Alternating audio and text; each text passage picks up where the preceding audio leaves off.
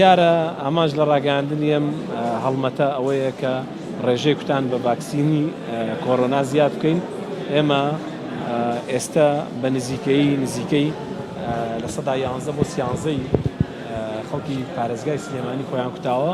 ئامانجەکەمانەوەی ئەم ژمارەیە زیادکەین. دیارە بە کراوی تەندروستی جیهانی بە فەندی حکوومەتی ئەڵمانی هەڵمەتێکی گەورەی لە هەموو عێلاقا ڕاگەاندووە و ئەو هەڵمەتە 25 تیمی جوڵاو و نەجوڵاو لە پارێزگای سلێمانیە، سیانیان لە بڵێن ئیدارەی گەرمیانە، سیانیشیان لە ئیدارەی ڕاپەڕینە، دوانیشیان لە پارێزگای هەڵەبجەیە و باقیەکەی تریشی لە پارێزگای سلێمانیە و هیوادارین بتوانین لە ڕێگەی ئەم تیمانەوە دیارە ڤاکسینەکە ئامادەیە و تیمەکان هەمووی ڕاهێنراون و پێداویستیان هەمویان ئامادەیە بۆ ئەوەی کە بتوانن ڕێژەی کوتان زیادکەن لە پارێزگای سلێمانی و ئەوکو ڕامانگەیاندووە پێشتریش ئێمە تاکە ڕێگەی سەرکەوتن بەسەر ڤایرۆسی کۆڕۆنایە تەنها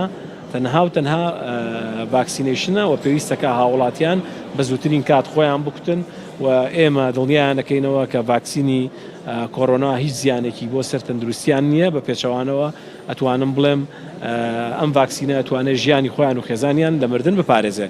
بەو پشتبەستن بەو داتایانەی کە لە هەموو جیهان و لە ناو نەخۆشخانەکانی ئێمە هەیە ئێستا ئێوە ئەتوانن بچن لێکۆڵینەوەی بکەن ئەو نەخۆشانەی کە لە یەکەی چاودێری وردن، ئەو نەخۆشانەی کە لە نەخۆشخانە داغڵ بوون، ئەو نەخۆشانەی کە لەژێر چارەسەران زۆربەی هەر زۆریان لە 95 بەرەو ژووریان ڤاکسینیان وەرنەگرتووە. ئەمە بەڵگەیەکی زانستیە کە ڤاکسینەکە زۆر کاریگەرە، ئەوانەشی کە توش بوون سوپاس بۆخوا تەندروستیان باشە.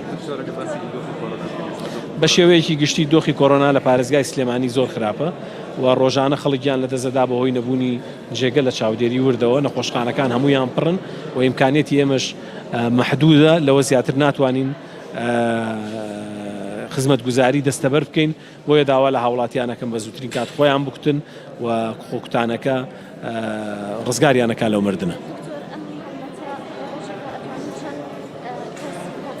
ئەوە ئەکەوێتە سەر بڵێن ئیستیجابەی هاوڵاتیان. ئێمە لە شاری سلێمانی حەڤە تیممان هەیە. ئەو تیمانە بە شێوەیەکی گشتی شوێنەکانیان دیاریەکەین، کۆمەڵێکیشیان جوڵاون بۆ کۆمپانیا و ئەو شوێنانەی کە داوای تیمەکەن و بەشێک لە تیمەکانیش لە شوێنە قەرەباڵغەکانی شاری سلێمانی وەکو سەوڵەکە، لای سلێمانی پاڵاس، بەردەرکی سەرا، لەو شوێنانەی کە پێویست بێت تیم دانین بۆی هاوڵاتیان بە ئاسانترین ڕێگە بگەنە تیمەکان و خۆیان بکتن.